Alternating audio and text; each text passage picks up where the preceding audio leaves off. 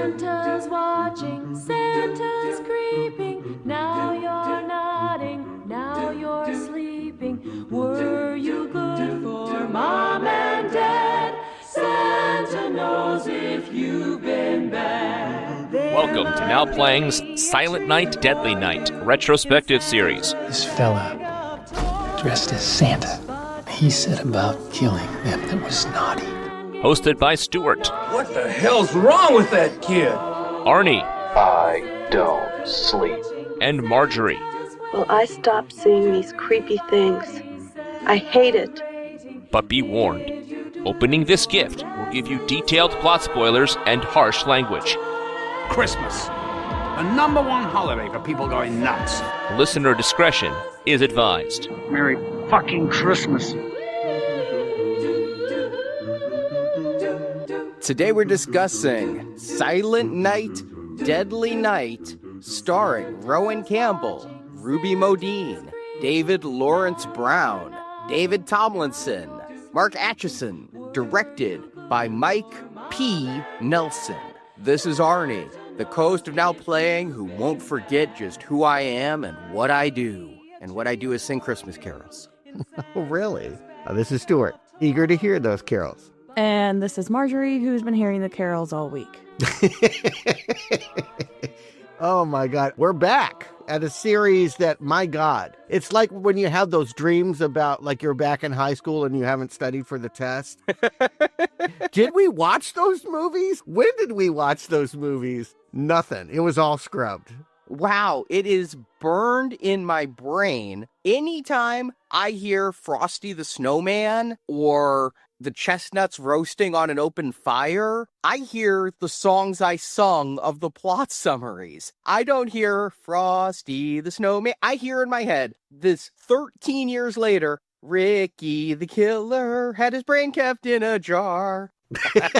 I went back, I re-listened to those old podcasts, even though I still knew my lyrics, and I rewatched the first Silent Night, Deadly Night, and it was kind of a fun throwback to go to. I have to say, it has grown in reputation since we reviewed it in 2012. Remember, in 2012, I had to pay $100 for an out-of-print DVD just to see the damn movie. Now, you can get it in 4K, and part 2's in 4K. Even parts 3 through 5, which don't deserve to be, are on a Blu-ray set. What about 6? Interestingly enough, there was that other movie that maybe looked like it was going to carry the series on, the reboot, and I feel like that's the most forgotten of all. I have a signed copy of it with Malcolm McDowell's signature on it. Oh. It is out on Blu-ray, and you say it's forgotten, but you know who didn't forget that film is director Stephen C. Miller, who is so proud of that movie, talks about it all the time on Twitter, and he's still working. I saw a film of his in theaters very early this year, Werewolves. It's the Purge movie with werewolves, starring Frank Grillo. Yeah, I did see that. Oh, God, that was terrible, but yeah, I saw it. It was not great. It was bad, but maybe your idea of bad. I could see some people enjoying it. I enjoyed it for what it was, especially the practical costumes. But yes, the director of Silent Night has continued to work. He did Escape Plan 2 with Sylvester Stallone and 50 Cent. Oh, wow. I had to dig deep to think about what Escape Plan was. Okay, yeah, Jesus. Okay.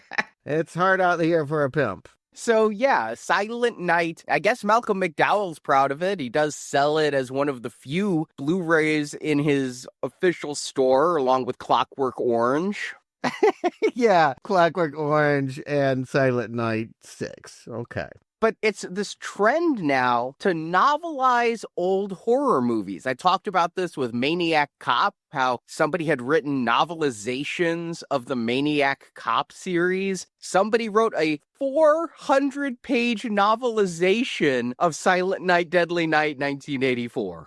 Okay. You know, people are creative. I appreciate that people have interesting passions. Who would ever want to read that? Arnie, did you read that? You said who would ever want to read that? Nobody on this call. No, I didn't read that. I mean, honestly, it sounds like fanfic. Yeah, I mean, just someone having a laugh. Why would you do that? I mean, as if there was 400 pages in that story.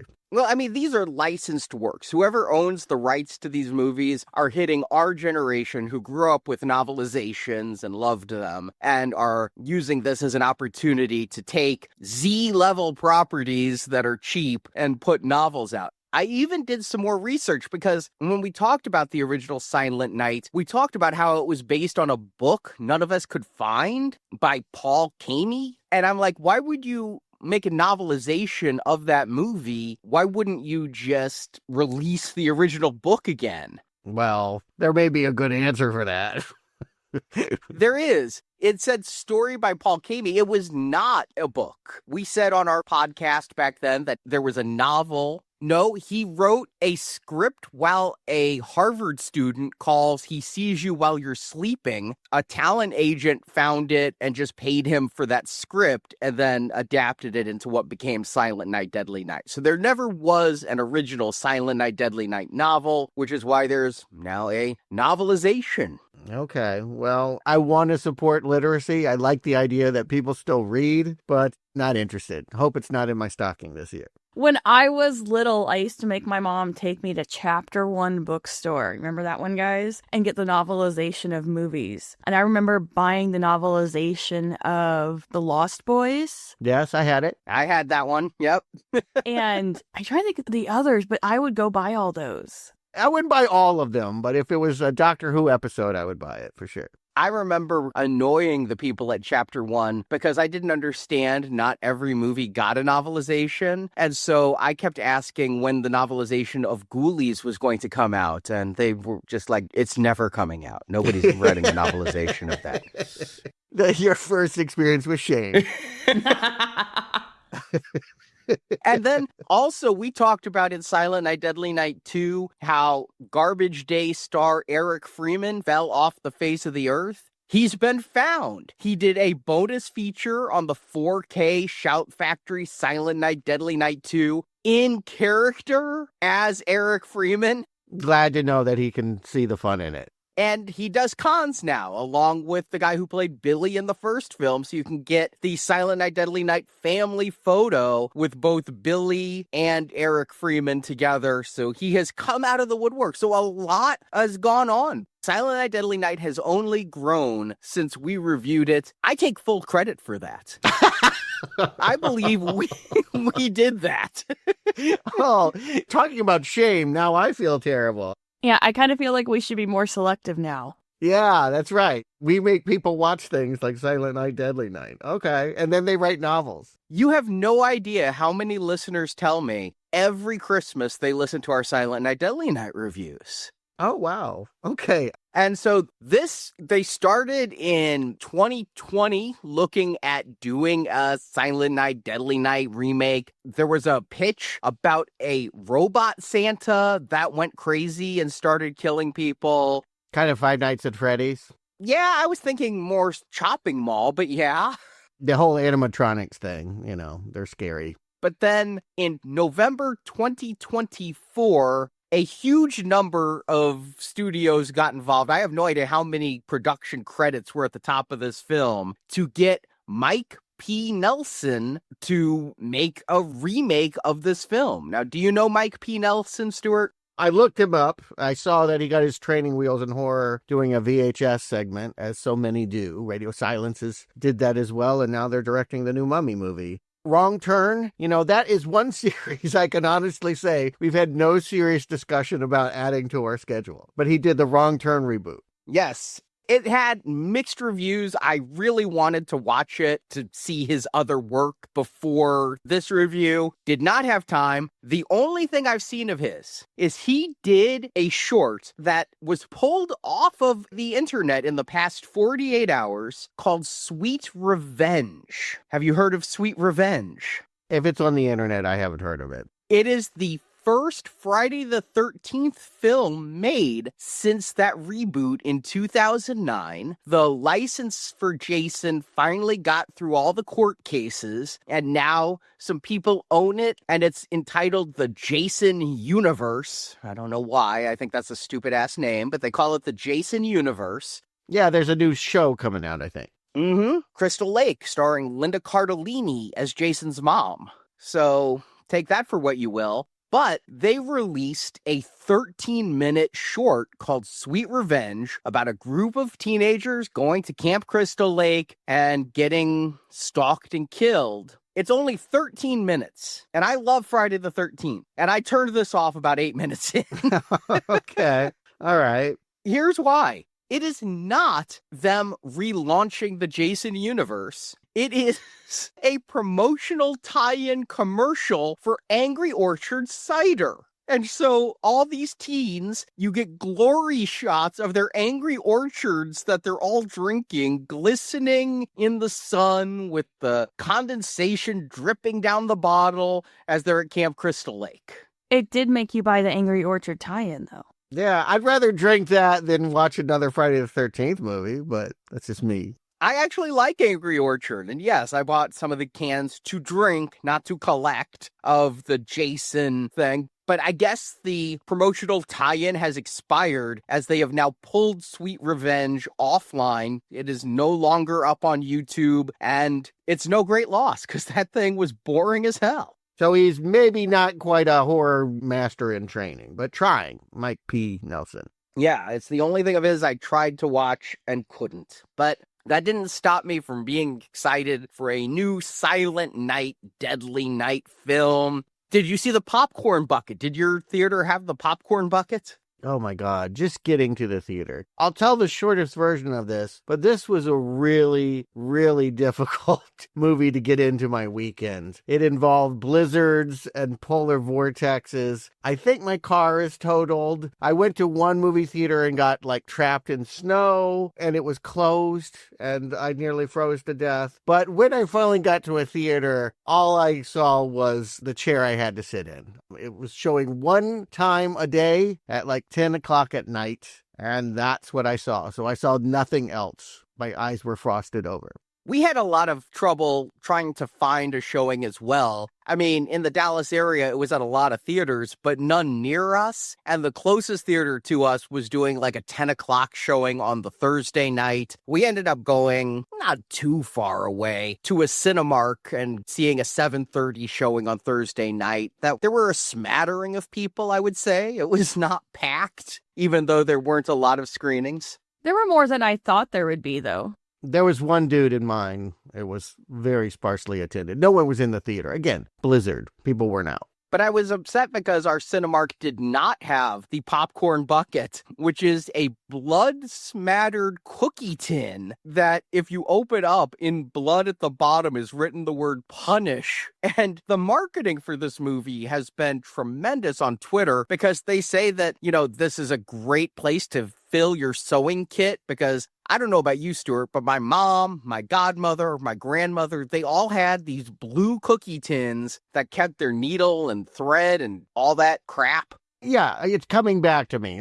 Each cookie would have its own little paper cupcake holder, and there'd be 3 you liked, and then there'd always be those cookies nobody wanted. So they had this as a popcorn bucket that I'm kind of glad they don't have it because I don't really need more junk. But by the same token, it was kitschy and fun, and I totally would have bought it if they had it. You say the marketing on this was good, and that just goes to prove that I am not viral. I miss everything. I didn't even see a trailer for this thing. I went into this, the rare experience where I had no preconception about anything I was about to see. Didn't know a cast, didn't know a director, didn't have an image in my head. Couldn't even really remember the original, but I did cram and watched all 3. Silent Night, Deadly Night 1, 2, and then that 2012 remake. You really could have just watched 2 in the remake. I mean, all of 1 is in part 2.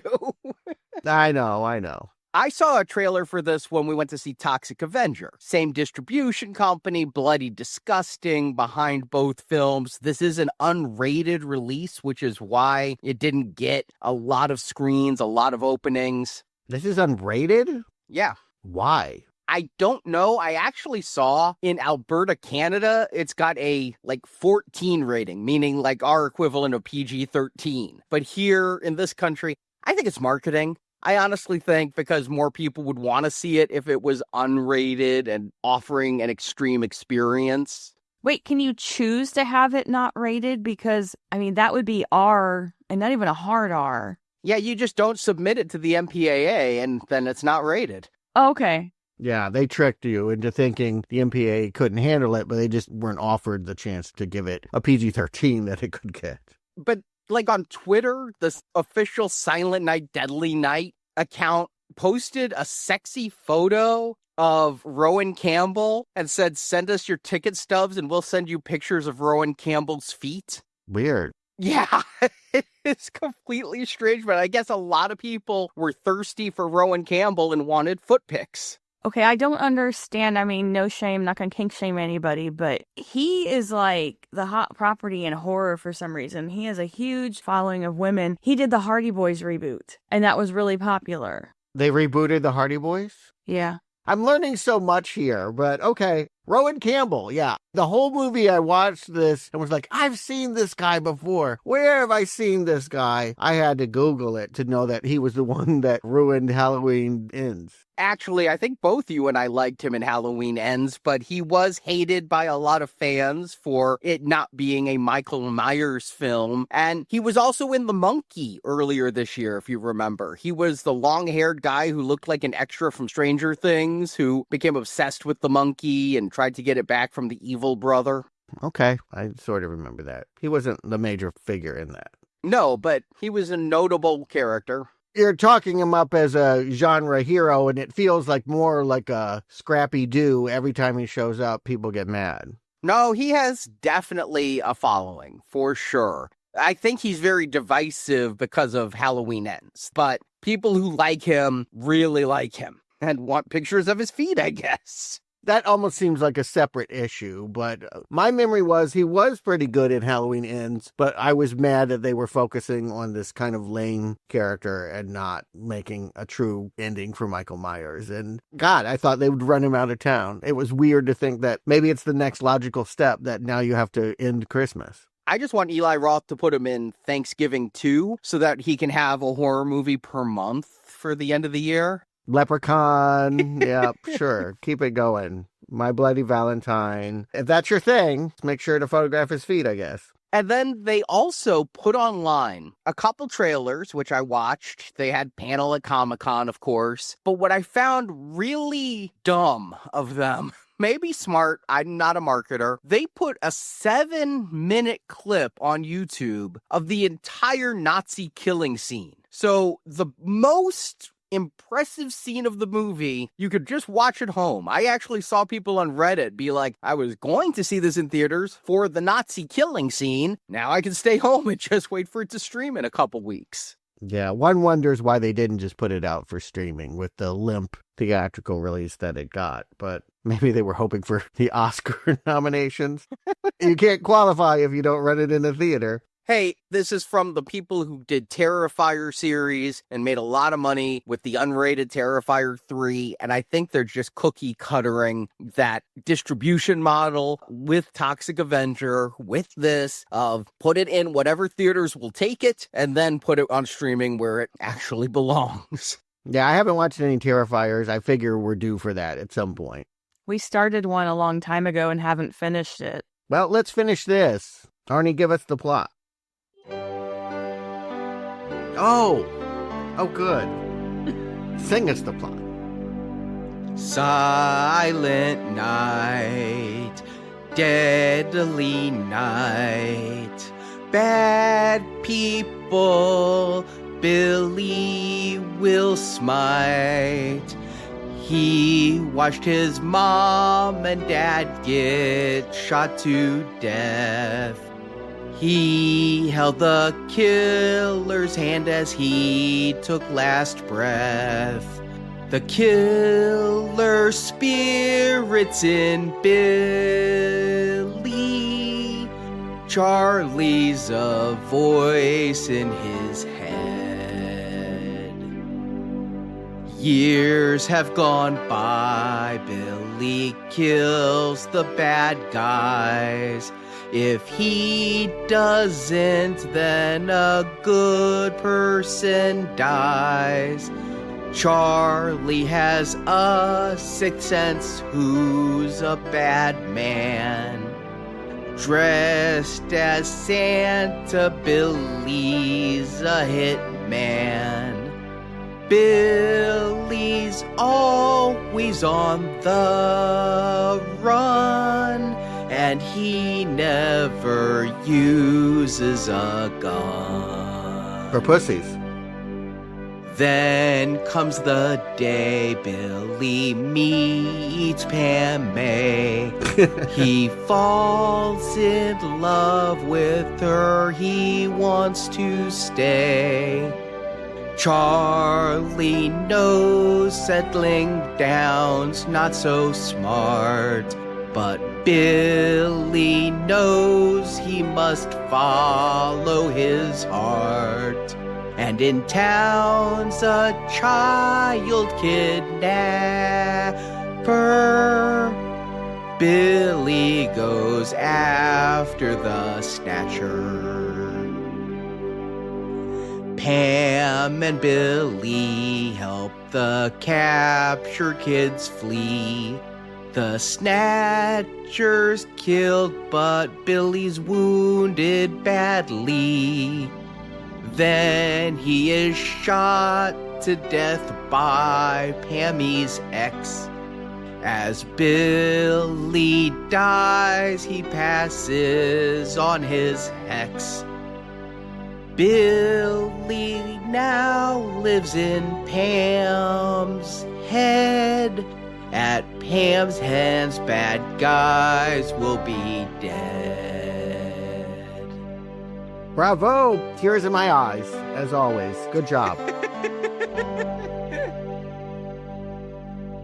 After 14 years, because we ended that series, and right after we finished Silent Night 2012, and I did Christmas in Hollis, Stuart said, "You did this whole series and never did Silent Night. The series is called Silent Night, and you never sang Silent Night. So I have finally righted that wrong that has hung over my head 13 years. And clearly I was still holding that grudge, thinking about it all this time. Why hasn't he done it?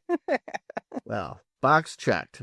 But as we get into this thing, I will say, I had, again, rushed to see that first movie, but it probably would have come back to me that they're hitting those beats. When we see a little boy being brought to a nursing home and being scared that his grandpa, suddenly jerks to life, and then a Santa killer kills his parents on the road. They are making it look like this is a pretty straightforward remake, and that's a clever way of disguising the fact that they're going to go in a totally different direction. I think they did that in the marketing too, because when I read plot summaries online, it's all about how, as a little boy, Billy saw his parents killed and then wants to punish the naughty as an adult and goes on a killing spree. I think that plot summary hedges and makes you think this is going to be a straight remake of the original. And I was surprised. I was glad I rewatched the 84 one, because I wouldn't have remembered the crazy catatonic grandpa scene from that one if I hadn't. And here, seeing this boy at his grandparents, and I think they pulled the plug on grandpa. I thought grandpa was on life support and they just ended it. And then he's like, "Can I go see grandpa?" And they're like, "Yes." I'm like, well, is he going to go see a corpse? That's what I thought was happening there, too. It was very strange. Meanwhile, there's some old biddy misgendering him in the lobby and trying to feed him butterscotch. You just get the sense that this kid is weirded out by the holiday. There's a janitor that's peeking out halfway through the door, and this will turn out to be important. That's Charlie. This is actually setting up that Charlie is going to be the one that finds them on the road and kills the parents. I think they're setting this up because you say that old biddy calls him a girl and he's like, "But I'm a boy." But at the end of the movie, he's going to be trapped in a girl's body. So I think they're foreshadowing. Yeah, that's where I landed on that as well. Although it's true, when you have those bowl haircuts in the 80s, I remember distinctly sitting in a restaurant finishing my meal and the waitress saying, "Good girl," as she took my plate. It's the haircut. I blame the 80s. It made it all so androgynous. You say the 80s, but this is like the late 90s or early 2000s, right?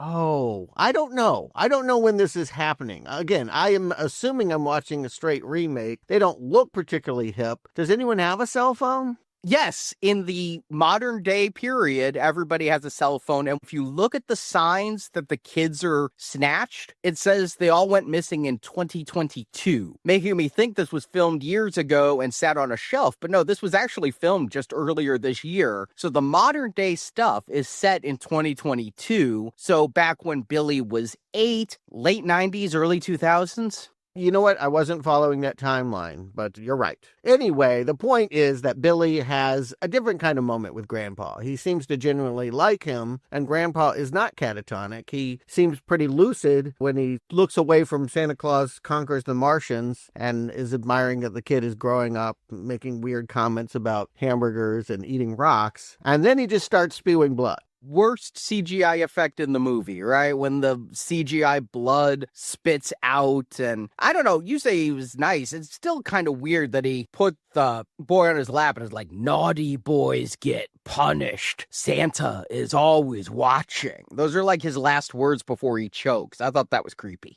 No, he's creepy, but he also has like a Santa Claus beard. And I think, again, if I'm not thinking they're going to do anything different, I'm thinking this is forming in the killer's head that there's a connection between death and Santa Claus. And they're even playing that song. I hear in the jingle in the background, Santa's watching, Santa's whatever. Yeah, they play several songs from the original, also released in the past 13 years since we did this series. They released the original Silent Night, Deadly Night soundtrack with the full score and all the original Christmas songs from it. So Santa's Watching is kind of a catchy jingle. They're going to play it a lot here, either slowed down and spooky or jolly here at the opening. Stuart, I think you just did a little too much psychoanalysis at the beginning there about his motives after seeing the rest of that movie. I just assumed kid will be distraught because they go on, they do the thing. Last time it was Santa Claus broke down on the road after having robbed a liquor store and shoots the parents. This time the car is coming from behind, taps their back fender, and when Dad goes to get the insurance, gets a shotgun blast to the face. And we knew the parents killed the grandpa, and the dad was pretty rough about it because in the car, I'm really confused by what they say because the mother goes, how much did you give him? And the dad goes, 2 or 3 pills. And she's like, well, was it 2 or was it 3? Did you get all the papers signed? And so it's like they wanted to kill him, but yet the mom seems upset that he died so soon. And she's worried because of the inheritance, I guess. I mean, I'm just filling in a lot of blanks here. I don't know if the dad has siblings he was writing out of the will. We never see if Billy has aunts and uncles.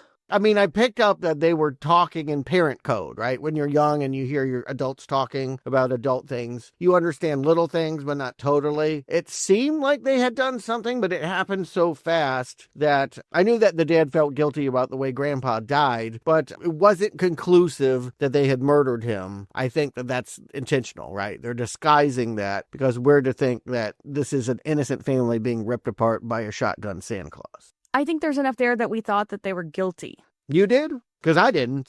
Yeah. I thought that they killed him for the inheritance. The way the dad callously is like, Grandpa is dead, makes me think like, yeah, something is up. But again, it happened so fast and quickly we're focused on the Santa Claus in the car behind them that I just kind of forget about that. And I think that's design. I think that's the screenwriter's surprise reveal at the end that these are naughty parents. And I got it right here in the car. I got it when she says, were the papers signed? How many pills did you give him? I mean, again, I started by thinking he pulled the plug on Grandpa. So I'm like, okay, they killed Grandpa. Grandpa was murdered. I didn't get that it was not a coincidence that Santa came after them, that Santa could just sense who's evil, who's doing bad things, and came after them to blast the hell out of them with a shotgun. I mean, you guys seemed a little shocked that this is an unrated film. But this is one of a few scenes that goes hard with the gore. I don't think the gore is hard at all. A lot of it is sound effects. If you actually watch the scenes, you do not see much splatter. You hear squishes. You hear splats. But, there's no practical of his face being blown off. There's just some debris on the asphalt. When we come back to the scene later in a flashback, the inside of the parents' car is painted in blood when he shoots the mother. Yeah. Blood on the windshield is PG-13 in my book. If it's red, that's R in the MPAA's book. My point is, if you came here to see Sam Raimi level splat and gore, that's not this. All right, agree to disagree on that. I think there's enough here to satisfy a gore hound, and I think it starts pretty early. Okay, we'll be talking about that repeatedly, because, yeah, even in its most triumphant gory scene, I think it's pretty tame. So we jump to modern day. It's December 20th. Billy's watching Santa versus the Martians, just like Grandpa did, and has a voice in his head, deep voice that's telling him things to do and gotta get out of that hotel. It's not his hotel. That was like Venom, but a horror movie. Yeah, but I don't think it's comedic in the way that Venom was. No, but I kind of feel like there was a little bit there in the relationship with the voice. Well, again, you guys are ahead of me. I thought this is a killer that's having a disembodied voice psychosis. This is the voice that's going to tell him to kill. This is a bad thing. This is because he went through that early trauma with Santa Claus killing his parents. He's now having to put on Santa suits and kill other people. I had no concept at this point that this was some kind of superhero Avenger story.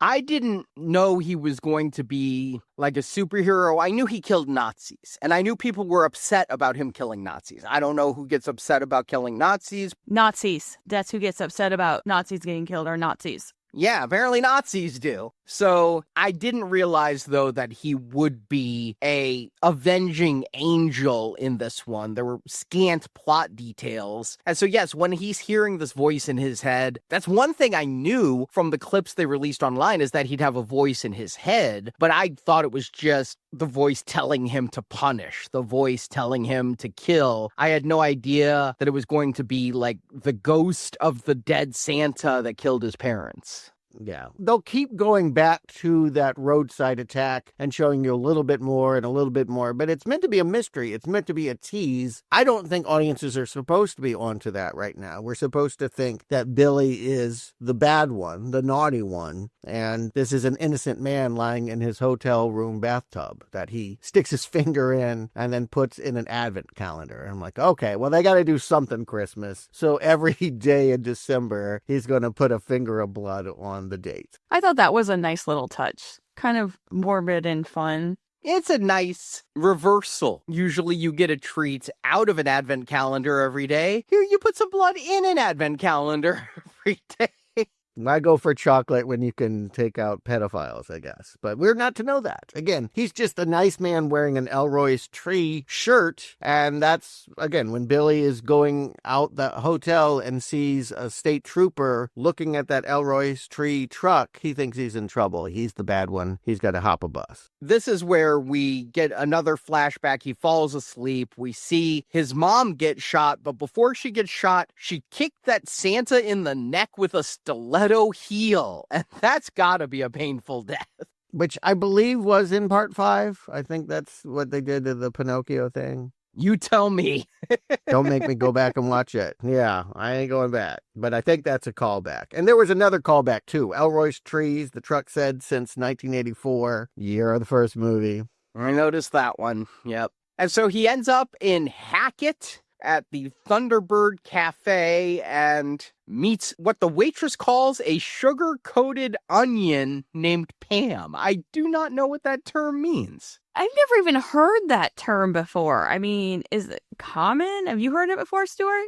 No, but I hate onions. I know what she means. It means that when you have something sugar-covered, you expect a sweet treat. And to have an onion, it would be bitter. To bite into an onion like an apple. What she's trying to say is this girl might look nice, but watch out. She's a psycho. And indeed, she's going to describe herself having some kind of explosive personality disorder and freak out. But we're to think in this moment, anyway, she's the victim. Again, this guy is looking around. The disembodied voice is like, don't forget what we're trying to do. We're trying to find our next victim. And he doesn't think that this is the next victim. It's Billy. They're having a disagreement. Billy wants this girl, we think, killed, and voice thinks this ain't it. I didn't take it as he wanted her killed. I took it as he was infatuated. Love at first sight. That's how I took it as well, too, is, perhaps Billy needs a little love. Yeah, but again, he's talking to himself and killing people. We think that's one and the same.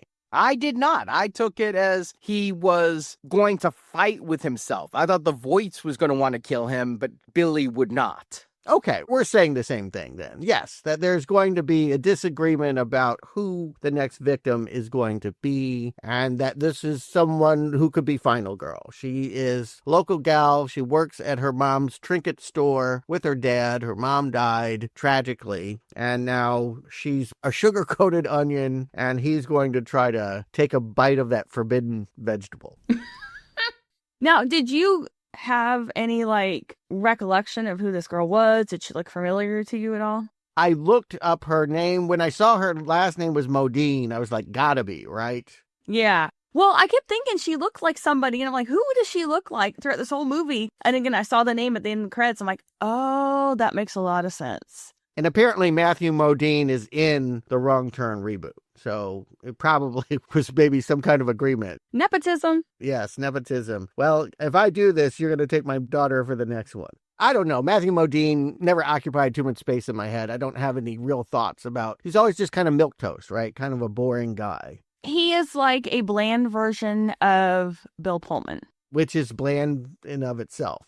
Yes. But I love Bill Pullman. You're naming sort of generically good-looking people that aren't that attractive, that don't do much, is kind of where I put him. It's everyday, normal person attractive. I think we're probably pissing off Stranger Things fans, because I guess he's a big part of that show. I don't watch it. In all the hype, I have picked that one up, and yeah, he's the bad guy in the early seasons, but kind of in the background. Again, not doing much. Wait, Matthew Modine or Bill Pullman? Matthew Modine. We're not talking Bill Pullman until we get to Lake Placid. So he goes in and gets a job at Ida's Trinkets. I did like the scene where I don't entirely get it, but she's like, you're the guy from the diner who was staring at my ass. And he goes, actually, I was looking at your hands. And she's like, that's even weirder, which it is, but I didn't get what was up with her hands that he was trying to figure out. I think what he meant was that he couldn't see her ass because the way she came in, she was grabbing her breakfast. So he was trying to say, I was seeing you from the front, not the back. I guess. I don't know, because hands really aren't a fetish for him or something that matters again.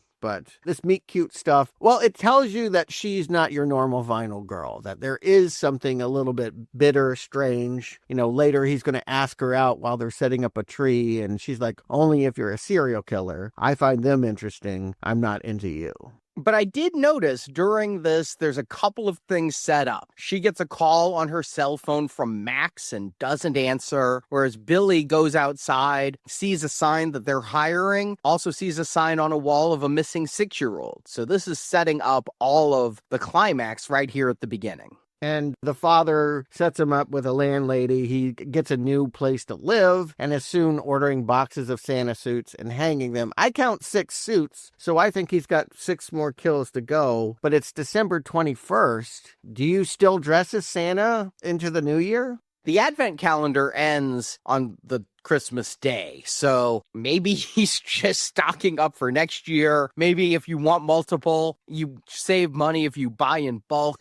I was surprised the landlady never came back. First of all, one of the biggest laughs from the audience is talking about how Pam's father, Dean, got away. And she's like, to be honest, I was a bit of a slut back then. That got a big laugh out of the audience. But then she's like, if you need me, just knock on the pipes. I'm right below you. And I thought for sure that was going to come back later on in the movie. We never see this landlady again. I think this movie's edited weird. There are moments where I feel like, yes, things are going to happen and then it just ends, or people are suddenly talking about a snatcher and nobody was talking about that. I feel like there is stuff that has been excised, and my guess is cutting room floor. I think we'll get more into that at the end for the climax, because I think you're right. There is some editing choices made for the theatrical release that are kind of head scratchers.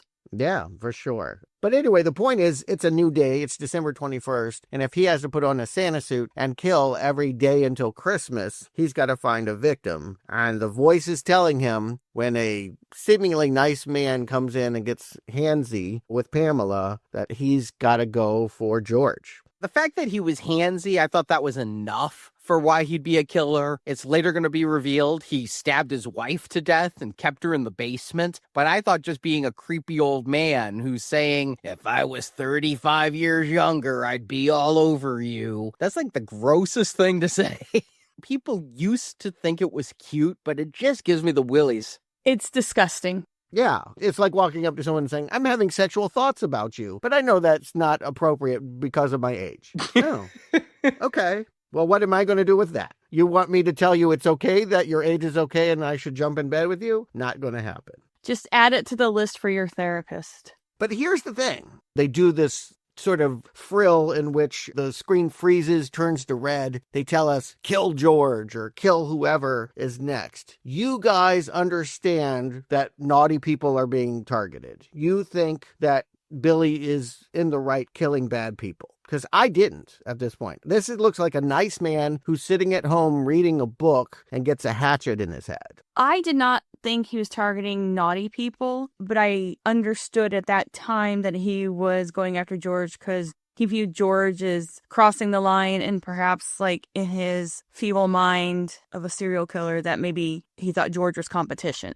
See, and I just took it as naughty, right? That's who Billy always punished, was the naughty. And so I thought just getting handsy with Pam, and that by handsy, I mean touching her on the arm, even though Pam's like, he's a sweetheart. He helps out on the store sometimes. He's lonely. But I thought that touching Pam's arm and being creepy is why he was being killed. Okay, so here's my question, though. At any point leading up to it, did we get a sob story about the wife?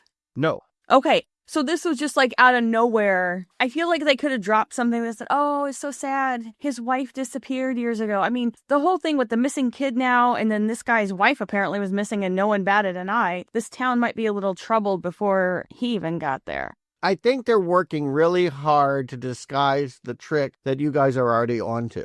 And that is that we aren't to know that the voice is actually a force of good, a godly voice, kind of like Dexter. This is a serial killer that kills only bad serial killers. The thing that I think led us to believe there was something up with George is before he gets the axe in the head, he's making himself some tea or something, and we see photos around his house of him and a woman. And I'm like, is this his daughter? What is going on? I think it was photos of his wife. So it's letting us know there was a woman there and now it's no longer there. So I think we were getting hints, but I don't think you'd catch that necessarily on a first watch unless you're like me and taking notes in the background and saying, who is this woman in the photo? And then later on finding out. Well, he's a lonely old man, but that doesn't make him the target for being a naughty, nasty wife killer. Anybody that's staying home and reading a book, obviously that says innocent. That's the very textbook definition of innocent. Thinking about the original movie, when I think about Billy killing people, it was because they were drinking alcohol or having sex, or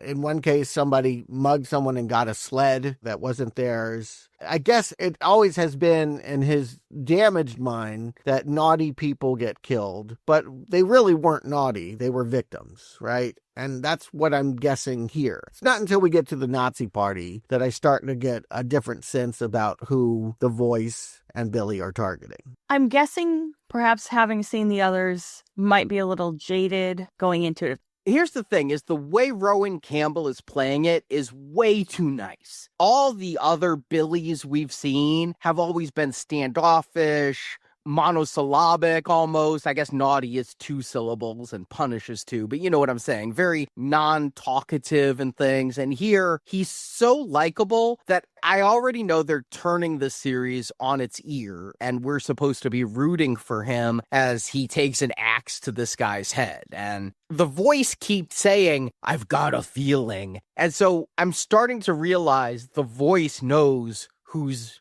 a bad person. Did you guys know that this was the guy from Halloween Ends? Did you know that this was the fake Michael Myers? I did. Okay, that might have helped you too, because, they spent a lot of time making him a sympathetic serial killer. But I'm still of the mind that he's the bad guy. Until, yes, let's get to December 22nd. First, he gets somewhere with Pam. She invites him to see her nephew practice hockey, and then has another explosive episode that'll get her arrested because the bullies were picking on her 8-year-old nephew, and she went out on the rink and started beating them up with a stick. I couldn't believe that scene.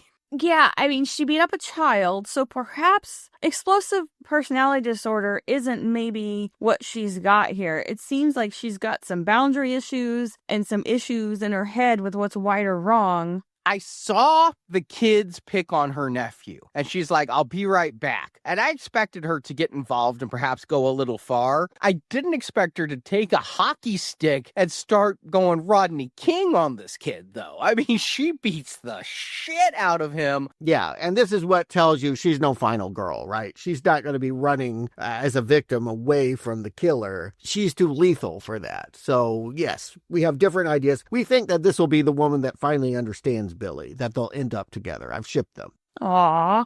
Yeah, me too. But she thinks Billy's into this Delphine because Delphine has a kid in the arena as well, but she's just shouting at the coach, and Billy's voice, Charlie, is like, her. And so Pam is like, well, maybe you want to meet Delphine. And she introduces them and is a little bit jealous of Billy's attention to Delphine, not knowing it's homicidal. If this were better directed and acted, I would appreciate how this was creating a love triangle or something. But it's really weird to me that, like, suddenly he's going on a date with Delphine. Like, when did that get established? It just feels like this is what I mean about editing choices. Like, all of a sudden, he's like, can I borrow your car? And driving an hour. Now, yes, he has this voice that's telling him, this is the one you're killing on December 22nd. You got to do this woman. And I'm starting to understand, oh, okay, he just obeys whatever the voice tells him to do. But I didn't really get that she was expecting him to come or that they had a date set up. No, they didn't. She has no idea he's coming to their I'm dreaming of a white power Christmas party. That is a funny pun. Okay, so let's get there. Yes, there's some shtick with Pam getting out of jail, and that state trooper Max, the guy that's been blowing up her phone, is upset to be releasing her into the arms of Billy. And he's creepy as fuck, too. And she's like, you punched me in the face. You don't get another chance. And he's like massaging her and smelling her hair. You expect he's going to be the big bad for Billy to kill at the end. The fact that Billy doesn't kill him was a surprise to me because he is so creepy here. And Modine does a great performance of acting so creeped out as he's sniffing her hair and just repulsed by him. I feel super cheated by the fact that Max wasn't the snatcher. Yeah, hold on to that, because again, I think we're supposed to think he is in the opening scene outside the motel. He's the one investigating the truck, and we'll eventually probably find that body in the motel room in the tub. So we think that he's a danger to Billy, not only because he is a romantic rival for Pam, but also because he could finally catch the serial killer, and Billy will wind up in jail.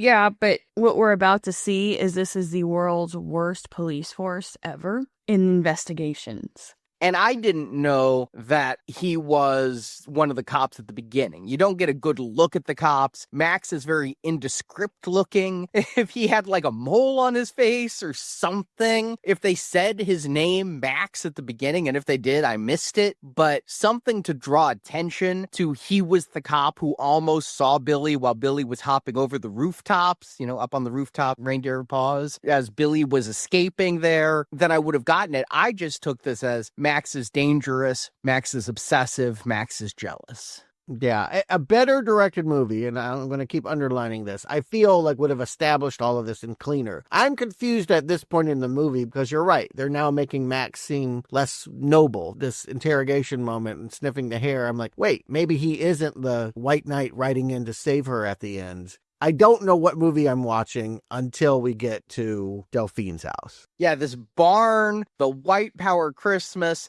I love that I'm guessing somebody at this party makes lamps and has swastika lamps on each table that has a light bulb at each 4 points of the swastika. I thought that was so ingenious. They are known for their crafts.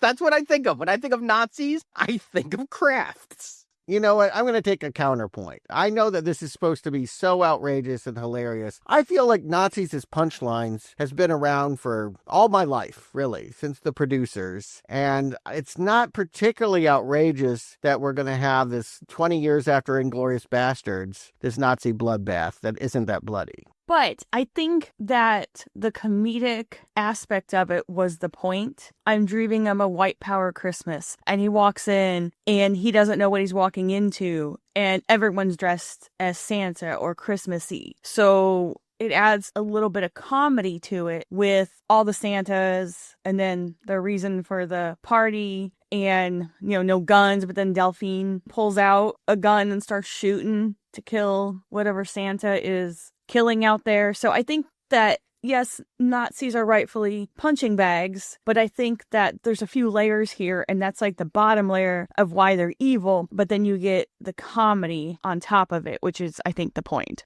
I think this is more timely than Inglourious Bastards. American Nazis in small-town America were not an issue when Tarantino made Inglourious Bastards. These days, Nazism feels like it wants to be recognized as a legitimate political party. And so I'm more for killing Nazis now, and I more believe that there could be I'm Dreaming of a White Power Christmas going on, where the woman says, we shouldn't have to feel shame for what we believe, wanting a better America for our children. Christmas is a white Christian holiday and no one can take that away from us. That's shit I read on Twitter every day, okay? So this is not that far-fetched, and I'm more than happy to watch an avatar of justice go in and fuck up these Nazis. Now, what I was thinking wasn't Inglourious Bastards. I was thinking Kingsman and the church scene, and that scene is so awesome with the way it was filmed, the way all the violence happened, how gory it was, everything going on with Kingsman, because Matthew Vaughn is an amazing director and he really rocked that highlight scene. And here,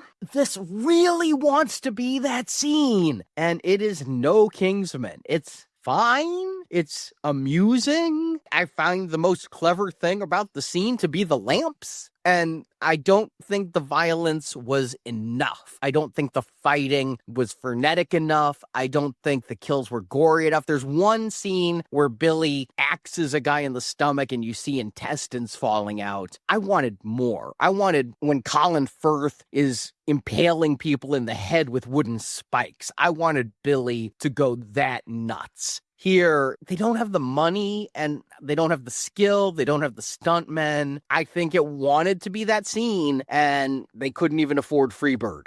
Okay, so I also think this is their big chance to get a hard R rating, and they fumbled it. Like, they had a really good premise, but they couldn't quite execute it to make it effective, which is, I think, what you're saying, Arnie, but they had a good idea. I think they spent too long with setting up the scene, and then you get to the action and it's over so fast. And I will say, yes, I saw this previously because that's what they released for the movie and made it part of their marketing, and they had some really interesting stuff, but I think that they really missed the mark on this one. Yeah, I can't believe you guys are telling me that they're proudly putting this out there as a teaser for Come For More. Seeing this scene, you go, oh, they don't got it. They don't got it. Their targets are lame, obvious, and there's no blood in the scene. Other than what you say, the intestines falling out, it's all done in sound effects. It's all splat, splat, splat. You see no blood. It's not gory at all. There's blood. There's not enough. Whenever he axes somebody, there's a splatter. He's getting blood all over him. There's definitely blood in the scene, more than you're selling, but it's not enough. It should be just a bloodbath.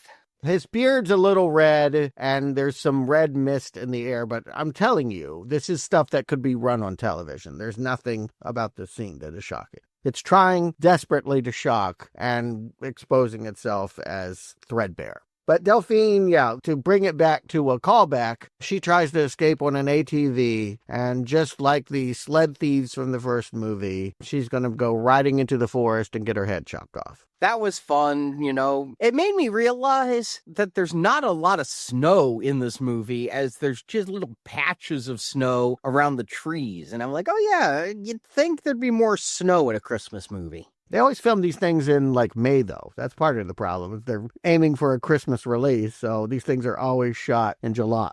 But yes, seeing her get decapitated, again, wish it was bloodier, but her decapitated head falling on the snow was fun. And I liked that, we get those title cards and it said Kill Delphine. It erased itself and changed to Kill Nazis. It is a spotlight scene. I also love the song that the Nazis are rocking out to. It's called Saint Bitchless by Candy Corn. It's on the soundtrack. Unfortunately, it's only like a 45-second song, but I love that song. It's great.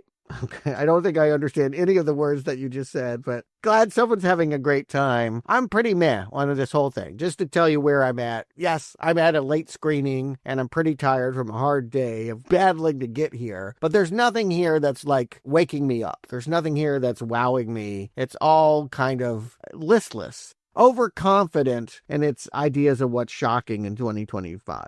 What I feel is completely undersold in this movie, though, and when reading up on it after seeing it was supposed to be a big thing, is that at the end of the 23rd of December, because Billy won't kill anyone, Billy is going to basically play Santa, have a scary moment there, and then have a lot of sex with Pam because Pam loved how good he was with kids. And that night, Charlie in his head is like, what happens if we don't? Someone else dies and we don't get to choose. This is never sold to us, is that if Billy kills a bad person, then a bad person is killed. But if Billy doesn't kill a bad person, then a random person is going to die. He is preventing Christmas deaths by choosing his targets. Charlie says that here. And then, unfortunately, what Billy says is, I didn't kill anyone today and nothing happened. And then Charlie's voice says, did you see the sign about the other kid who went missing? No, I didn't see that sign, Charlie. I need to see that sign. I need to see a good person die to know the threat and to feel the pressure of Billy needing to go out and do what Charlie tells him. As it is, it's way undersold. But the previous day is what flipped everything. Up to this point, you didn't want Billy to kill people because Billy was the bad one. After he chops up a bunch of Nazis, you go, oh, okay, now I do want him to kill. And we're supposed to be with the voice when he's like, don't be a wuss and stay home with the girl, go out there and kill. What we're to get, Billy has said it for a couple days, is he's rootless, he wants to settle down, and when he has to play department store Santa and have normal kids sit on his lap, he wants that. He wants to be a dad. He wants to have Pam. He doesn't want to pick up the axe anymore. I get that enough, but it's been a real rapid flip from Billy is the insane killer to Billy is a Nazi hunter and he just wants to retire. Yeah, we have 2 days with no kills. Those Nazis better hold you over because the entire 23rd is Billy playing Santa, and that's supposed to be suspenseful. I never think Billy's going to kill a kid with a box cutter. And then a lot of love scenes with Pam. Okay, that's kind of cute. He makes her a Christmas tree. Okay, but she's also into true crime, which is really fits this. Also very timely because what white woman doesn't love true crime? Yeah, no, they seem perfect together. You get the sense that they're going to end up together, for sure. And then 23rd ends. And what I also thought was really poorly set up was Pam's nephew. We met the nephew. He went to hockey. She talks to Billy about how her sister isn't involved in the store because their mom died and the sister is weird about Ida, the dead mom. Well, we see a woman and her son go into a house, and I'm like, oh, here's the sister, here's the nephew from earlier. We're finally going to get that relationship set up. No, it's George's daughter and George's grandson coming to visit George and finding his axed head in the chair. Yeah, who was George? We weren't even really thinking about him. He was a kill from several nights before. But I guess the point is now the police are closing in and Billy's not going to have much more time in Hackett, this little town, before he's got to hop a bus and leave everything he loves behind. Okay, but this was really great when they walked in and they're like, oh gosh, what stinks? Not realizing that he's dead in the chair. And I thought that was kind of interesting. But at this point, I will admit I was not a fan of this movie. So I was kind of irritated at this point. I mean, I'll say this. It's making moves that we haven't seen a Silent Night movie do before, so I'm intrigued about where it's going, but it's awfully messy. And it doesn't have the zeal of a filmmaker that's successfully shocking us and keeping me rooted to what happens next. This interrogation scene where Billy's dragged in and questioned, it doesn't have any tension to it. No, the cops are way too nice, and they randomly ask him if he knows Delphine. Do the cops know about all the dead Nazis? Billy burned the barn down as he was leaving, and he lies and goes he doesn't know Delphine, even though Pam introduced him to Delphine at a very public place, that hockey game. So is this going to ever pay off? No, it is not ever going to pay off. These two cops that interview him we're never going to see again, but Charlie is saying, we got to get out of this town and kill people. And Billy's like, no, I got a taste of something good. Being Santa for those kids, being with Pam, that's what I want. Okay, but this interrogation scene, had it been done right, would have added some tension to the movie. And we still don't have any tension. This is the most useless interrogation scene. We're just like, okay, you didn't do it. I guess you get to go. And it was like so stupid and so useless. And the cops are ineffective. You would think that with George, the kids missing, and presumably they found the burned up barn of Nazis. No, I don't think I have. They're slow on the uptake on all of it. But I still think with those two things, with George and then the missing kids, this town should be in a frenzy over this. I mean, it's a small town, right? I mean, we're to assume this is like Main Street, USA. It's a small town somewhere. Not like in Dallas, where this would like barely be a blip that some guy was found hatcheted in his house. It's kind of like they're in Fargo. Like everyone's nice and everyone's seemingly sweet, and it's an idealistic America town. So I feel like there should be a sense of urgency that's lacking here. It should have been Max, right? If you're trying to make Max a threat, he's the one that's getting closer and closer to nailing Billy on this, but he can't quite do it. The voice is telling Billy, get out of town, where you almost got killed fighting Nazis. We can't hang around here anymore. But because he stays, an innocent person dies. Dean, the dad, is locking up the shop, and as he's heading to his car, he hears a banging in a truck, finds Tommy, some kid, zip-tied in the back, and as he's trying to rescue him, he's murdered by a Santa Claus wearing a mask identical to the one in the Silent Night reboot, and played by the Santa killer from that movie. So this might actually be a direct tie? Really? That's the same actor? I tried to look up who played the Snatcher. I'm now seeing what wasn't on IMDb yesterday, that the Snatcher's name is Elroy, and yeah, it's a stunt guy who's done a lot of movies. Rick Skeen was the 2012 Silent Night Santa killer, and he's wearing exactly the same Santa plastic mask. That's weird as hell. I did notice the mask was creepy and reminded me a lot of that Silent Night from 2012, but that Santa used a blowtorch and didn't kidnap kids. I think it's a huge mistake that we don't ever know who the Snatcher is. We never know. I think it should have been maybe Pam's dad, maybe Max, maybe somebody else from the town who was a minor character. Hell, even the waitress who called Pam the sugar-coated onion. That it's just somebody we've never seen is really frustrating. Elroy runs a tree farm. We've seen ads for Elroy's trees, but we haven't met Elroy until this moment. He's not one of the townspeople, and you could see that as disappointing for sure. But again, I think they just want to make it another callback by having the stuntman be the guy. I'll tell you what bothers me, and it's connected to your point, Arnie, is I get that at this point Billy's calling him Charlie. That disembodied voice has been given the name Charlie. I get that Charlie knows who's naughty and who's nice, but why would Charlie know where the naughty person lives? You know what I mean? There's no detective work in this movie. It's like, oh, Delphine's bad, and I'll get you to drive an hour in the dark to exactly where she lives, even though I have no way of knowing that other than my instinct. Charlie is a writing crutch, and that is the problem. We haven't had any investigation, so it's not satisfying that all of a sudden the Snatcher is just showing up, and they're just going to be able to find him because Charlie can find him.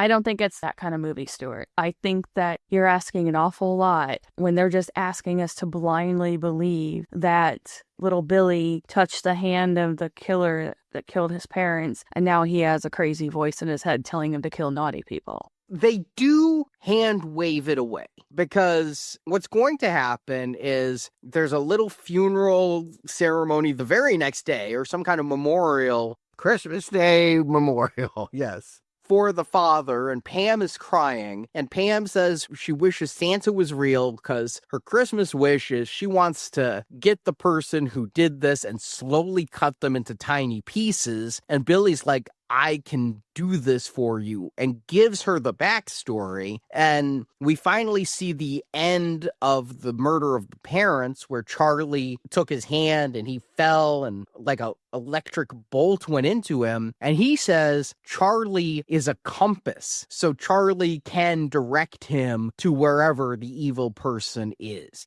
And every time in the movie, especially whenever Max was in the room, Charlie's voice would be like, I have that feeling again. Look around, Billy. Who is it? And then Max would leave the room before Billy could see him, really leading me to think Max is the snatcher. No, but you get what I'm saying. It's one thing to be like, I can orient you to a naughty person. It's another thing to say, oh, I know who the child snatcher is, and without any detective work, I can just bring you to the tree farm and we can have the climax. That, to me, is skipping over the kind of steps that involves an audience in the reveal of a killer. We don't care who the snatcher is because they just show up at a tree farm and go, there he is, in the ball pit. Why does this guy have a ball pit for kids under his office? Why is he down there? Why did he keep 3 kids alive? I'm assuming the others are dead. It's a very disappointing ending here. This entire fight with the snatcher, we never pull the mask off. The snatcher waved at the security camera after killing the father. He turned and waved at a security camera as if he knew that security camera was there and watching him. And Billy goes down in the ball pit, saves Pam by killing the snatcher, and he gets stabbed in the gut several times by the snatcher. But what is this telling me? I don't get the point of this. The child snatching is almost an afterthought. You can't follow it. The kids on the poster, are they the ones being pulled out of the balls? They're not even moving. Are they drugged? I can't tell. This is not the point. The point was not, we got to catch a child predator. The point was falling in love. This rootless kid who's been drifting town to town for 10 years, killing people every day in December, has finally met a girl who's cool with it. Again, her Christmas wish was to get Dad's killer, and she has come along. She is participating in the murder of the child snatcher and is totally cool with Billy being a serial killer. That's the point. Don't forget, we also get an extended scene of Billy explaining to her all the kills he's had along the way, which include a foster mom. They do the antler kill again. You gotta do the antler kill. That is just too much fun. Only this time he puts his hand through it. He's not a good killer. He ends up hurting himself as badly as the foster mom. Lots of deaths with chainsaws and choking people with Christmas lights and what have you. These are direct calls back to the first movie. Remember, Billy in the first movie killed the rapist with the Christmas lights? I remember there was that sharp bow and arrow toy at the toy store in the first movie. So these are restaging of scenes from that first movie. And Billy talking about going job to job, and one of his bosses goes, "Hey, Billy, it's garbage day." I was waiting for that moment that they gotta do that. They have to do that, yes. Yeah, that is the most famous thing from this entire franchise, other than red car, good point. And Pam is driving a red car, so that's a good point. With a white top. It was all very Santa themed, and her outfit was very Santa. Yes, all of this is meant to relish in the tacky movies before, but I think they're trying to elevate it. I think they're trying to say Charlie was some father figure to him. They built up the idea that when his own parents were murdered, Charlie filled in the details, helped him get jobs, helped him learn to shave and do all the manly things that have made him this man. It's not surprising that they built up to the moment that this is Charlie's goodbye, that this is the man now going off with his woman and leaving the voice behind, because Max, who is somehow a participant, we realize in quick flashes that he took payouts so that Elroy could abduct kids. Max is at the tree farm and guns down Billy. I wish there was more of this. I took it as Max gunned down Billy. Max has been following them this whole time, and I thought it was just, get away from my girl, I'm a psychopath. But then we are going to get glimpses that, like, he was taking pay from the dead guy in the hotel at the beginning and the snatcher to look the other way. He was on their payroll so they could kidnap kids.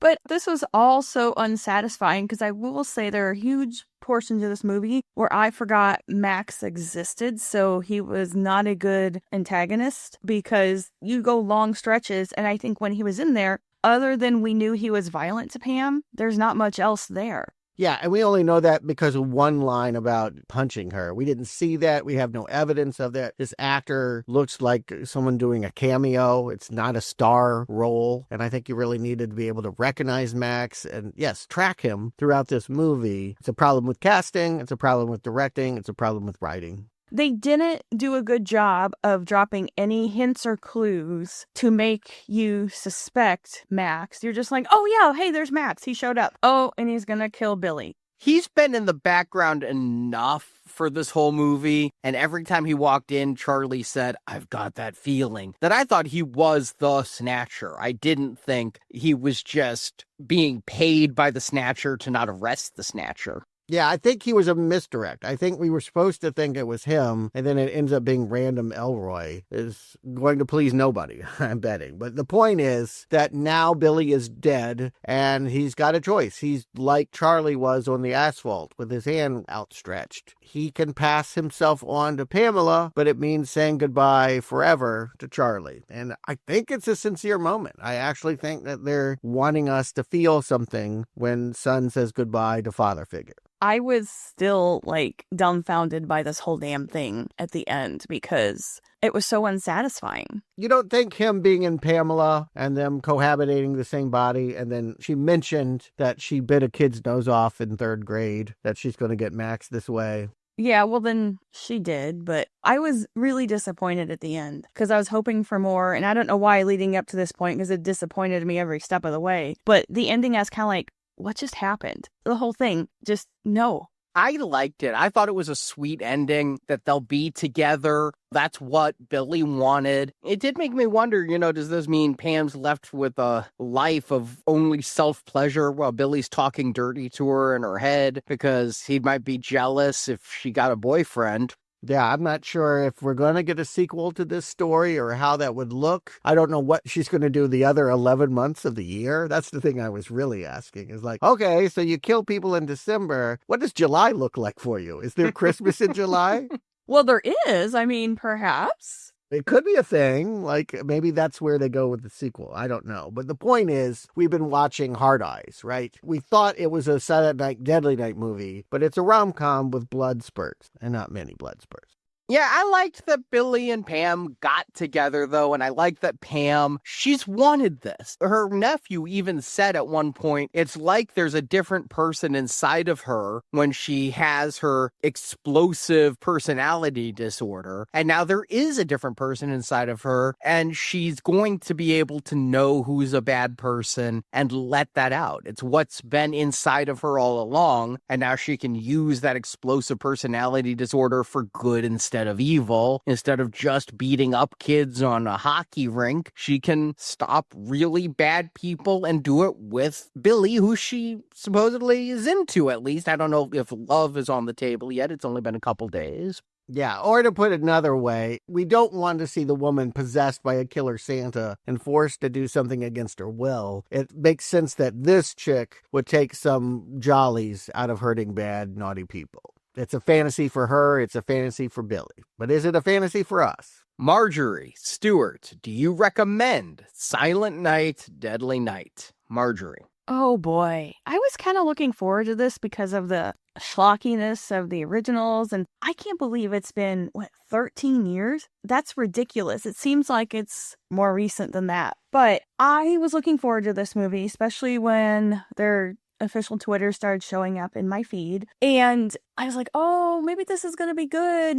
I started to look forward to it. And then the only way I can describe it is like having an itch that you can't scratch. Like, nothing is satisfying in this movie. It doesn't take off, The story's not cohesive. I think a lot of it was left on the editing room floor or just left out of the screenplay. I'm not sure which. We don't get a good payoff at the end. I will say he's kind of an okay actor. I mean, I think he's found his niche in like horror movies. He's got a rabid fan base, which I don't get, but I think that the girl who played Pam did a decent job, and she has been in a bunch of other stuff too, but it'd be interesting to see if they carried on with her and if they can make a cohesive story out of it, because this was the biggest problem, is like everything just felt like I was part of a conversation, but not all of it, and I walked in late. And for that, I'm not going to be able to recommend it because I just feel like there's not enough there. It's not as much fun as it should be, and it's just got so much incomplete. I am going to have to say no on this one. Stuart. You know, I recognize I had a similar response in that I blamed it on myself. When I first saw this movie, I was so tired. I was like, I'm just not tracking this movie.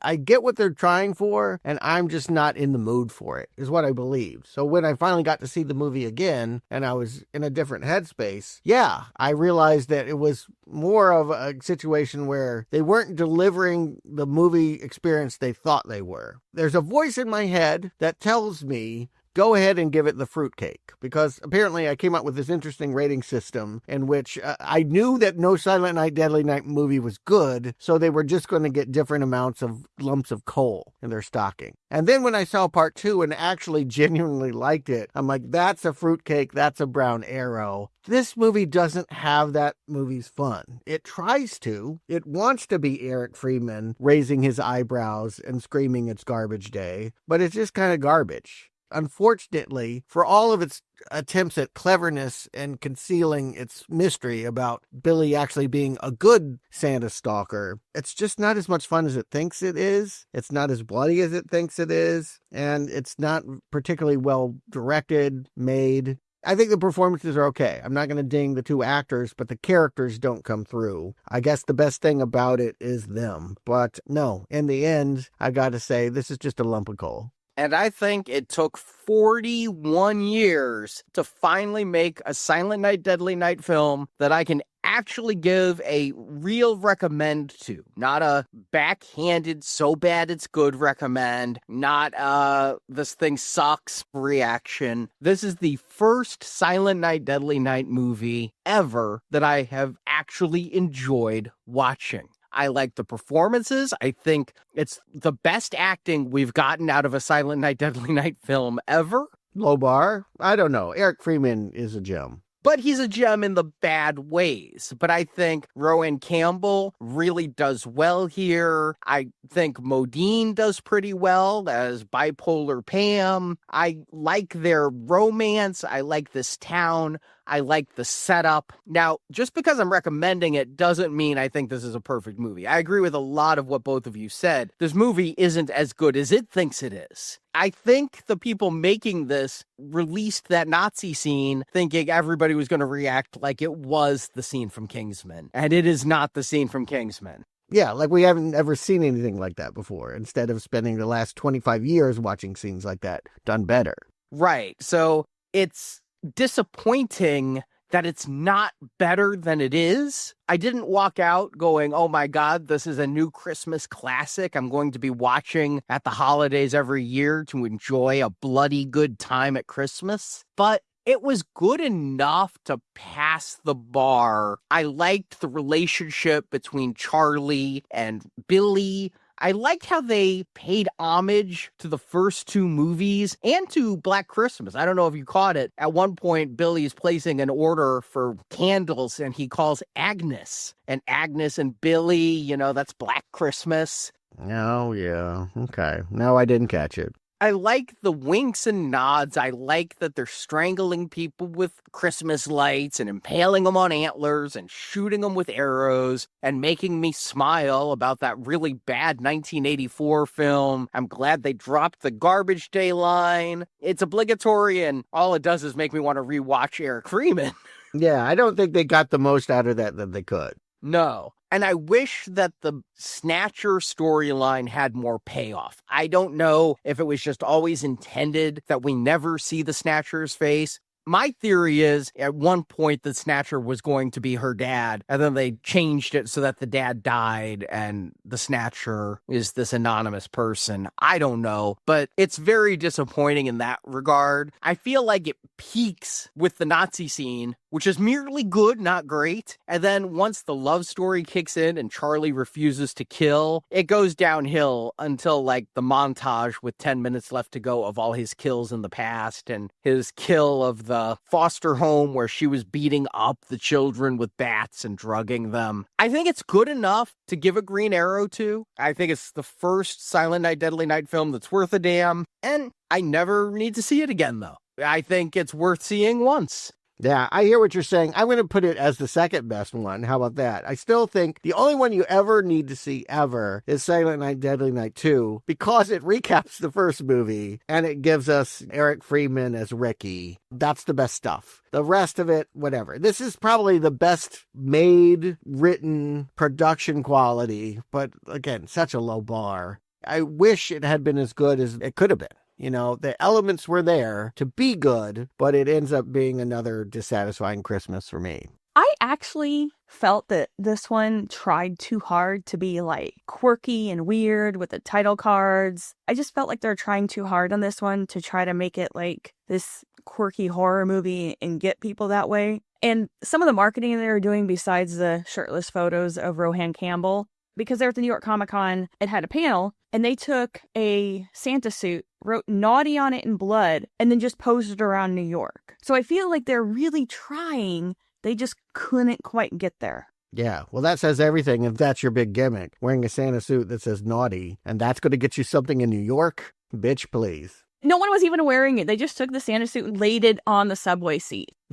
Yeah. Okay. Yeah, the guy next to them is actually a serial killer. They're numb to this. Am I going to be tortured with a sequel to this remake? Because how did it do in the box office? Our theater had a few people. Stuart, I believe you had one other person because of the weather. We had like 70-degree day, so there was a smattering of people. Arnie, how did it do?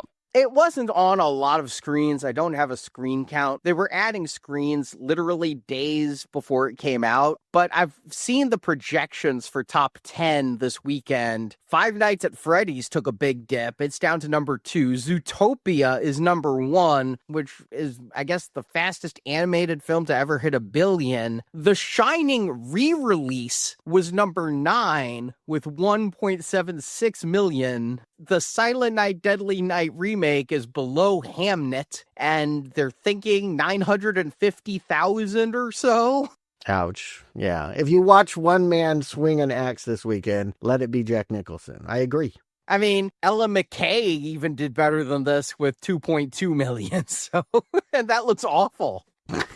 Yeah. Here's the truth. When they make another one, because it will happen, it won't be these people, and it won't be this story. No, they'll keep going back because of 1984. I'm surprised they even thought about 2012 with that stunt guy. The other thing, though, is what is the bar of success theatrically for this movie? I still think anything theatrical is gravy. Bloody Disgusting and them make cheap movies that don't have to work hard to make a profit and probably have already made money on streaming by selling the rights. So this is an extra $1 million in their pocket. The movie flopped, but people like the cookie tin, I guess.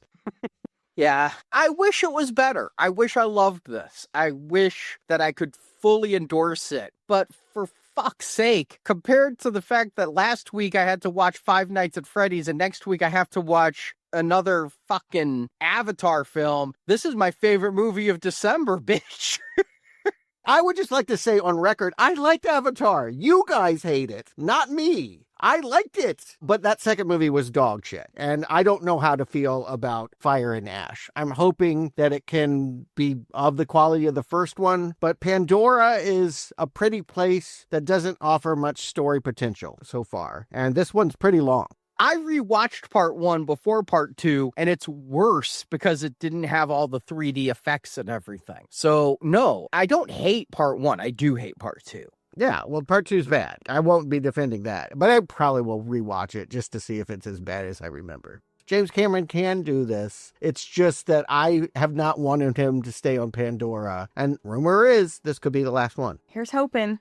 There is redemption at the end of December, guys. I am not on the show, but I am ridiculously excited about the movie Anaconda. One, the trailers look amazing. Love Jack Black, love Paul Rudd, and I love Steve Zahn. I think Steve Zahn is a terribly underrated actor. He was fantastic in Saving Silverman, which is the only Neil Diamond movie you guys need to see. And he was great in The White Lotus, and he's great in everything he's been in. And I am so excited about Anaconda. I am going to make Arnie buy me the popcorn bucket. That's a snakehead. Good to hear some enthusiasm about Anaconda. It's been a strange series so far. We are at part 2 this Friday. I hope you can join us. It was theatrical, in case you were wondering, but I don't know who went and saw it, and it doesn't have J-Lo or any of the stars of the first movie. It has a blood orchid. I've not seen any of the sequels, but I am looking forward to it and having some CGI snake fun. I agree, though. I mean, I saw Wake Up Dead Man in theaters over Thanksgiving, so that's a November movie for me. If it wasn't for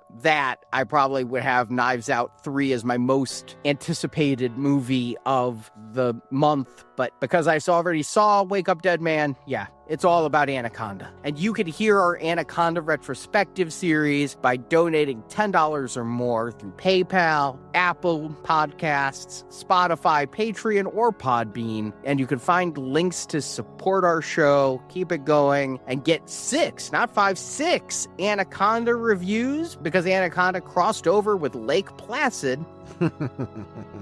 It just paved the path for more animals killing people. And if you do sign up for one of the monthly programs on Apple Podcasts, Patreon, or Podbean, you also get over 100 exclusive podcasts you can't get any other way, including our recent review of Scrooged. So if Silent Night, Deadly Night wasn't enough holiday movie reviews for you, hear 3 hosts talk about 3 ghosts when we review Scrooged. And then we will be getting to Knives Out 3 after Christmas. So a lot of new reviews coming up. Thank you for your support of Now Playing. Thank you for listening to our show. We really appreciate you during this holiday season. You have no idea how much we appreciate you listening to us week after week, even suffering through my horrible, horrible singing.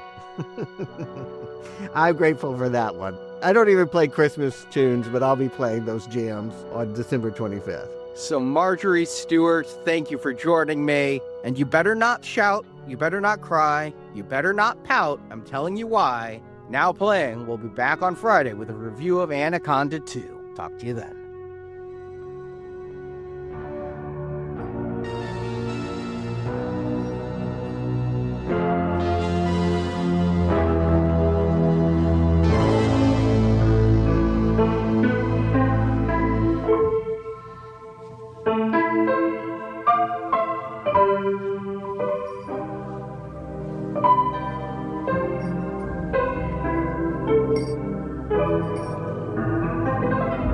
You're safe now. Santa Claus is gone. Thank you for listening to this Now Playing Podcast movie review. We hope you enjoyed the show. Cheer up. Tomorrow's Christmas Eve, and things are only going to get better. If you enjoyed this podcast, head to our website, nowplayingpodcast.com, to hear the other reviews in the Silent Night, Deadly Night series. Let me tell you about Christmas. It ain't all candy canes and pretty lights. In the archives section of nowplayingpodcast.com, you'll find more than 1,000 in-depth movie reviews from our panel of hosts.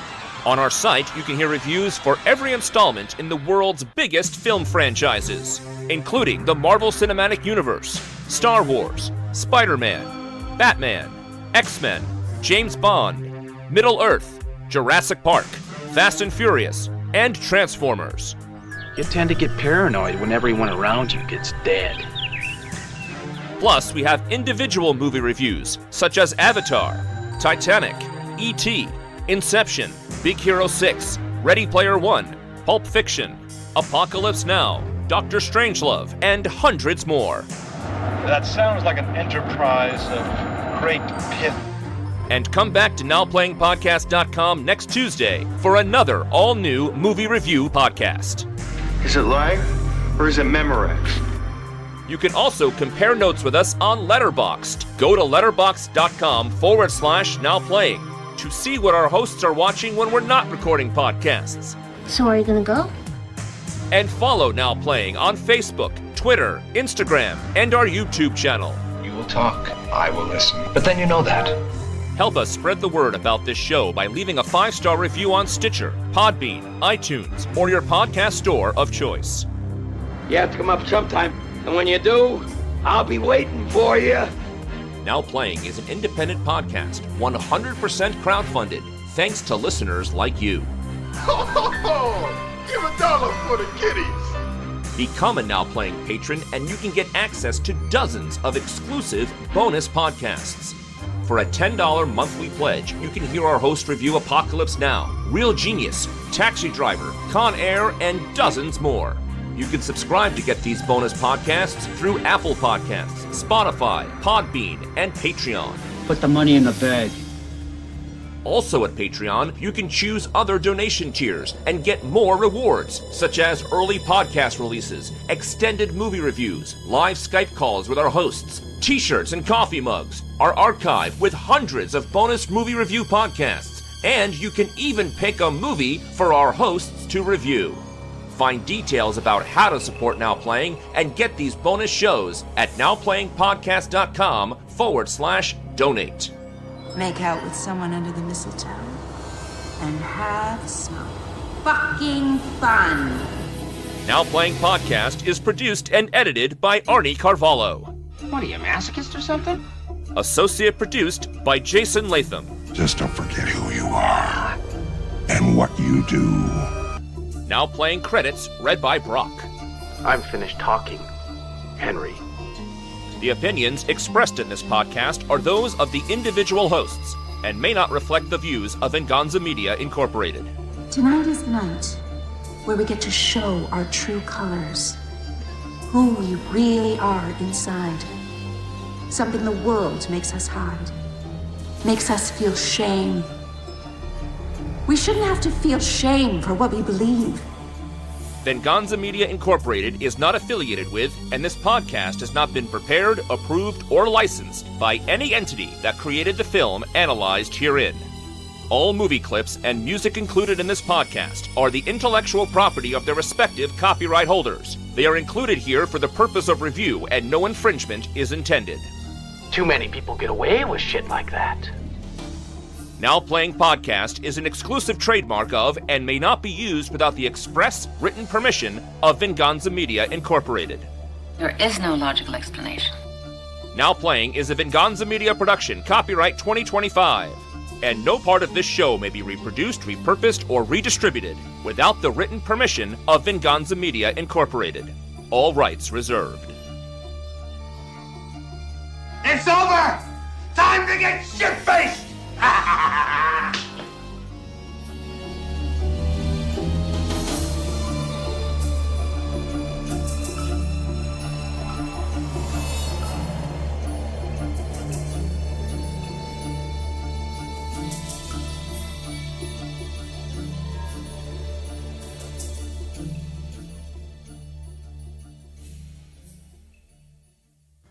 Naughty. I remember distinctly sitting in a restaurant finishing my meal and the waitress saying, "Good girl," as she took my plate. I had the Dorothy Hamill, so that no one ever misgendered me. That was like the hot haircut. This is probably too much information, but when I was like 3, I wasn't allowed to go into public restrooms alone. And so I was always taken into the ladies' room with my mom or my godmother. And one time somebody told my godmother, "Oh, what an adorable granddaughter you have." And I just, in the ladies' room, go, "I'm not a girl, I'm a boy. Don't you know the difference?" Could get you arrested these days, but yes. Garbage day!